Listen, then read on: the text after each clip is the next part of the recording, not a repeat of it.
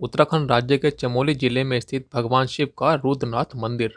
भगवान शिव के पंच केदार मंदिरों में रुद्रनाथ मंदिर चतुर्थ केदार के रूप में पूजनीय है। इससे पहले हमने केदारनाथ, मध्य महेश्वर और तुंगनाथ मंदिर पर भी वीडियो बनाई है, जो पंच केदार में पहले 3 मंदिर हैं, जिसका लिंक हमने डिस्क्रिप्शन में दिया है। रुद्रनाथ मंदिर की समुद्र तल से ऊंचाई 2290 मीटर है। अल्पाइन घास के मैदानों के बीच में स्थित रुद्रनाथ मंदिर की पैदल यात्रा पंच केदार मंदिरों में सबसे लंबी और कठिन मानी जाती है। अन्य केदार मंदिरों की अपेक्षा रुद्रनाथ मंदिर की समुद्र तल से ऊंचाई बहुत कम है। रुद्रनाथ मंदिर में भगवान शंकर के मुख की पूजा की जाती है। यहाँ भगवान शिव किसी मंदिर में नहीं बल्कि एक गुफा में विराजमान है। रुद्रनाथ में भगवान शिव का विग्रह गुफा में टेढ़ी गर्दन के रूप में देखा जा सकता है। गुफा के बाहर की तरफ छोटे से मंदिर का निर्माण किया गया है। मुख्य मंदिर के पास कई प्राचीन छोटे छोटे मंदिर भी बने हुए हैं, जिन्हें देखकर मंदिर के प्राचीन इतिहास का अंदाजा लगाया जा सकता है। रुद्रनाथ के मुख्य मंदिर के गर्भगृह में भगवान शिव के चेहरे की पूजा की जाती है।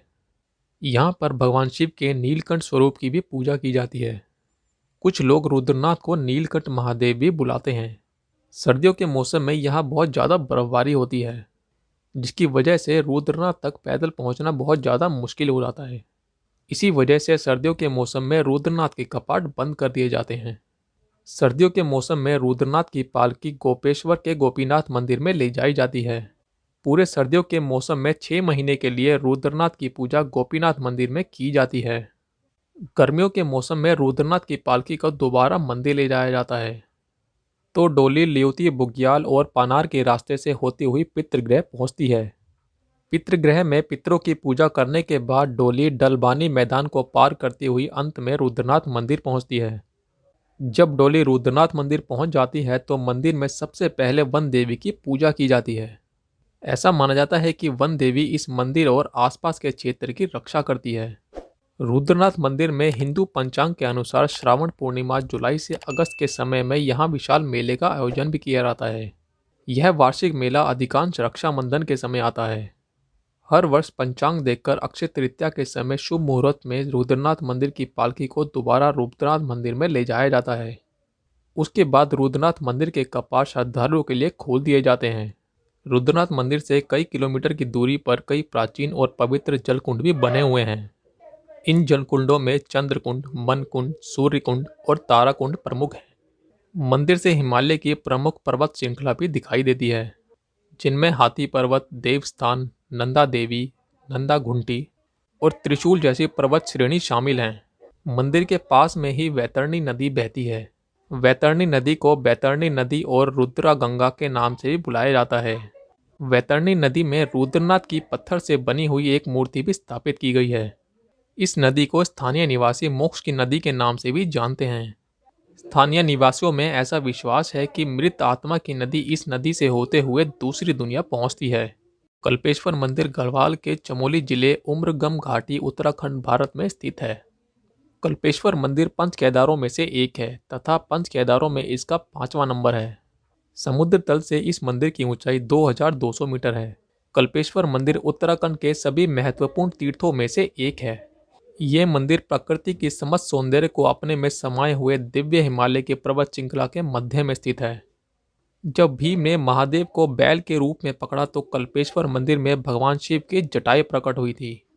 इस मंदिर में भगवान शिव की जटा की पूजा की जाती है। यहाँ भगवान शंकर को जटधारी या जटेश्वर कहा जाता है। यहाँ ऐसी मान्यता है कि ये शिवलिंग भगवान शिव की जटाओं या उलझे हुए बालों का प्रतीक है। जटा शब्द का अर्थ होता है बाल। अन्य मंदिरों के साथ भी यह कल्पेश्वर मंदिर भी पांडवों द्वारा बनवाया गया था। कल्पेश्वर पंच केदार मंदिरों में एकमात्र ऐसा मंदिर है जो पूरे वर्ष दर्शन के लिए खुला रहता है।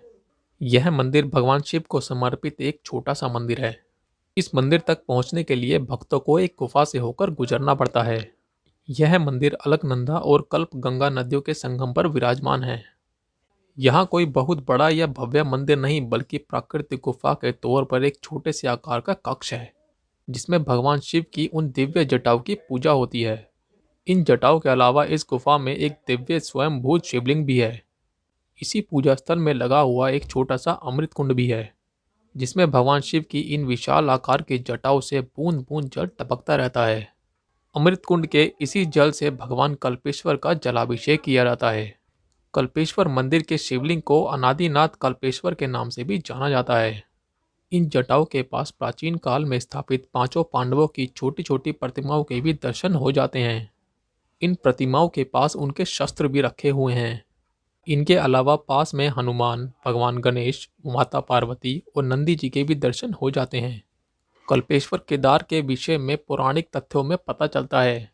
प्राचीन समय में मंदिर के आसपास इसी भूमि पर कल्प वृक्षों का घना वन यानी कल्प वन हुआ करता था। इसलिए उस कल्प वन के नाम से ही पांचवें केदार के रूप को कल्प केदार और फिर कल्पेश्वर केदार का नाम दिया गया।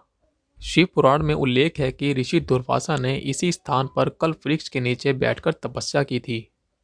इसके दाहिने स्थान पर स्थित तटभूमि दुर्वासा भूमि कही जाती है।